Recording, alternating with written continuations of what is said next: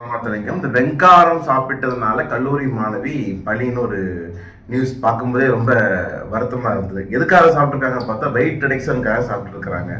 அது சரியா கேட்ட முற்றிலும் தவறானது. ஏன்னா மக்களுடைய அறியாமை தான். யூடியூப்ல நிறைய ஒரு மருத்துவத்துக்கு சம்மந்தமே இல்லாத நபர்கள்லாம் அங்க படிச்ச இங்க படிச்ச என்னமோ சொல்லி அதை ஃபாலோ பண்ணி நிறைய பிரச்சனைகள் வந்துட்டு இருக்குது. பொதுவாகவே ஒரு உடல் ரீதியான ஒரு பிரச்சனை ஏற்படும் பொழுது தகுதி வாய்ந்த அனுபவம் வாய்ந்த மருத்துவர் ஆலோசனையின் பேர்ல பயன்படுத்துறது தான் ப்ராப்பரா இருக்கும். ஒரு கத்திங்கிறது கையை வெட்டுறதுனால கத்திக்கு மேல தப்பு கிடையாது. அந்த கத்தியை நம்ம எப்படி பயன்படுத்தணும்ன்றது நமக்கு தெரியணும். ஏன்னா வெண்காரம் பொறுத்த வரைக்கும் மருத்துவத்திலும் அது பயன்படுத்தப்படுது. ஆனா அது சுத்தி செய்யப்பட்டு அது வந்து சுத்திங்க நிறைய மெத்தட்லாம் சட்டியில போட்டு பொறிக்க வைத்து அது பஸ்பமாக்கி அதை வந்து போராக்ஸ்ன்னு சொல்லுவாங்க, டங்கரம் சொல்லுவாங்க. அந்த பஸ்மத்தை வந்து வாய்ப்புண்ணுக்கு வாய்க்கு பிடிக்கிறதுக்கு யூரின் இன்ஃபெக்ஷன் கூட ஒரு குறிப்பிட்ட அளவுல பயன்படுத்துறதுக்கு மருத்துவத்துல சொல்லப்பட்டிருக்கு. ஆனா அது டைரக்டா பயன்படுத்தும் போது அது நஞ்சு. அப்போ நம்ம வந்து ஒரு முறையான ஒரு மருத்துவ அனுபவம் இல்லாம யாரோ சொல்றதை கேட்டு இது போன்ற மருத்துவ பரிசோதனைகள் செய்யறத கண்டிப்பாக நம்ம வந்து இந்த மாணவியினுடைய உயிரிழப்பில் இருந்து நம்ம வந்து கத்துக்க வேண்டியது அவசியமா இருந்துட்டு இருக்குது. அதனால ஒட்டு மொத்தமாக எல்லாத்தையுமே ஒருத்தர் புரோட்டா சாப்பிட்டதுனால உயிரிழப்பு இன்னொரு நியூஸ் பார்க்குறோம். அன்றிலிருந்து புரோட்டா கெடுதலாம் கேட்டால் கண்டிப்பா கெடுதல் தான்.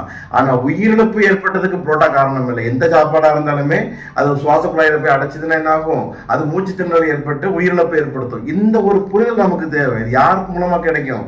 தகுதி வாய்ந்த மருத்துவர்கள் வாயிலாக கிடைக்கும். அதனால உடல் எடையை குறைக்கணும்னு ஆசைப்பட்டீங்கன்னா நிச்சயமாக குறைக்கலாம். எல்லா மருத்துவத்திலையுமே அற்புதமான மருந்துகள் இருக்குது.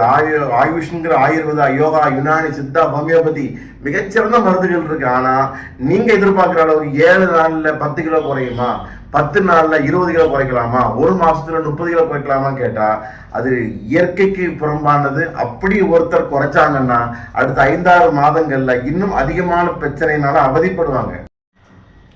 அதனால எதையுமே ப்ராப்பராக நம்ம வந்து பயன்படுத்துறதுக்கு அதற்குரிய அனுபவம் வாய்ந்த மருத்துவர்கள் ஆலோசனைகளை எடுத்துக்கோங்க.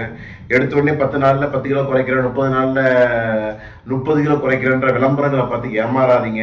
இது போன்று விளம்பரங்களை பார்த்து பொடியை கலக்கி குடிச்சு சாப்பிடாம இருந்து வெயிட்டை குறைச்சி யாரெல்லாம் இருக்கிறாங்களோ அவர்களை ஒரு 6 மாதம் கழிச்சு பார்த்தா அதை விட அதிகமான பிரச்சனைகளோடு அதை விட அதிகமான உடல் எடையோடு தான் இருப்பாங்க. அப்போ அதற்குரிய கால அவகாசம் கொடுத்து படிப்படியாக ஒரு பயிற்சி, முயற்சி, உணவு, நல்ல உறக்கம் இதனோடு சேர்த்து ஒவ்வொரு மாதம் ஒரு 2 கிலோ 3 கிலோ படிப்படியாக குறைச்சிங்கன்னா அது ஆரோக்கியமானது. அது உள்ளுறுப்புகளை பலப்படுத்தும். அப்படி இல்லாம வேகமாக யாரெல்லாம் ப்ராப்பரான மருத்துவ ஆலோசனை இல்லாம வெயிட்டை குறைக்கிறீங்களோ உங்க லிவர் டேமேஜ் ஆகிறதுக்கு வாய்ப்பு உண்டு. கிட்னி அதுல வந்து சிகேடின்னு சொல்ற குரோனிக் கிட்னி டிசீஸ் வர்றதுக்கான வாய்ப்புகள் உண்டு. உள்ளுறுப்புகள் பலகீனமாகும். ஹார்ட்ல அட்டாக் வருது, நரம்புகள் பலகீனமாகி தளர்ச்சி ஆகுது, மூளை சோர்வு ஏற்படுது. அதனால பொதுவாக இது போன்ற யூடியூப் போலி மருத்துவர்கள் ஆலோசனைகளை நம்பி உங்கள் உடலை கெடுத்து கொள்ளாதீர்கள் என்று ஜெய்கபிசா சார்பாக தாழ்மையோடு